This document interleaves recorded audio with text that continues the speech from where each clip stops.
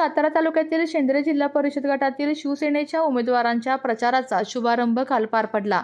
शिवसेना पक्षाकडून शेंद्रे जिल्हा परिषद गटातून उर्मिला शशिकांत पडवळ तसेच निनाम पंचायत समिती गणातून नलिनी किरण पवार आणि शेंद्रे पंचायत समिती गणातून मनीषा सदाशिव भोसले या निवडणूक लढवत आहेत।